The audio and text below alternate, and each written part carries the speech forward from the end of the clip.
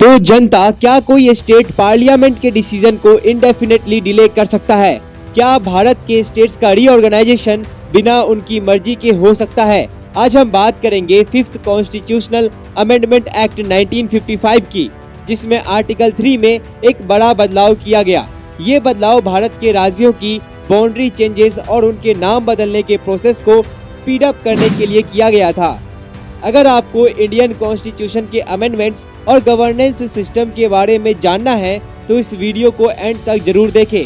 1950s में India के नए स्टेट्स का फॉर्मेशन एक बड़ा चैलेंज था। संविधान का आर्टिकल 3 पार्लियामेंट को स्टेट्स की बाउंड्री चेंजेस करने, नया राज्य बनाने और उनके नाम बदलने का अधिकार देता था। लेकिन एक प्रॉब्लम थी, पहले स्टेट्स की अपनी राय देने के लिए कोई टाइम लिमिट नहीं थी, और अगर कोई स्टेट अपनी राय देने में डिले करता है तो पार्लियामेंट का डिसीजन अटक सकता था। ये प्रॉब्लम इसीलिए थी क्योंकि स्टेट्स इंटेंशनली अपनी व्यूज एक्सप्रेस करने में देरी कर सकते थे और स्टेट रीऑर्गेनाइजेशन एक्ट को रोक सकते थे। इसी इशू को सॉल्व करने के लिए 5th अमेंडमेंट लाया गया। 5th अमेंडमेंट एक्ट ने आर्टिकल 3 के प्रोविजन को मॉडिफाई किया और नए रूल्स ऐड किए। पहले क्या होता था कि स्टेट्स को ओपिनियन देने का कोई फिक्स टाइम नहीं था, जो प्रोसेस को इंडेफिनेटली डिले कर सकता था। लेकिन बाद में प्रेसिडेंट एक फिक्स टाइम लिमिट स्पेसिफाई करेगा जिसमें स्टेट्स को अपनी राय देनी होगी। अगर स्टेट स्पेसिफाइड टाइम में ओपिनियन नहीं देता तो पार्लियामेंट बिना उसके व्यूज के बिल पास कर सकता है।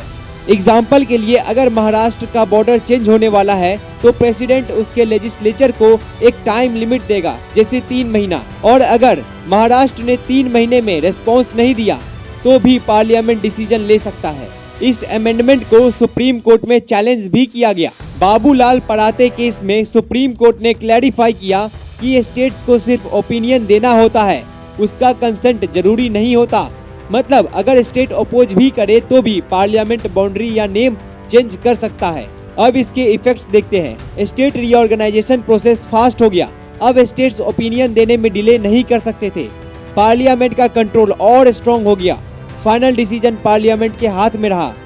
फेडरल स्ट्रक्चर में बैलेंस आया। स्टेट्स की व्यूज ली गई लेकिन उनका डिसीजन मैंडेटरी नहीं था। ये अमेंडमेंट एक मेजर स्टेप था जो 1956 में आने वाले स्टेट रीऑर्गेनाइजेशन एक्ट के लिए ग्राउंड वर्क था। आपको क्या लगता है, क्या स्टेट्स को बाउंड्री चेंज पर वीटो पावर मिलनी चाहिए या पार्लियामेंट का डिसीजन सही है? अपनी राय कमेंट सेक्शन में जरूर देना। और ऐसे ही इंपॉर्टेंट कॉन्स्टिट्यूशनल अमेंडमेंट के लिए द लीगल वर्स को सब्सक्राइब करें, लाइक, शेयर और बेल आइकन दबाना भी ना भूले। जय हिंद।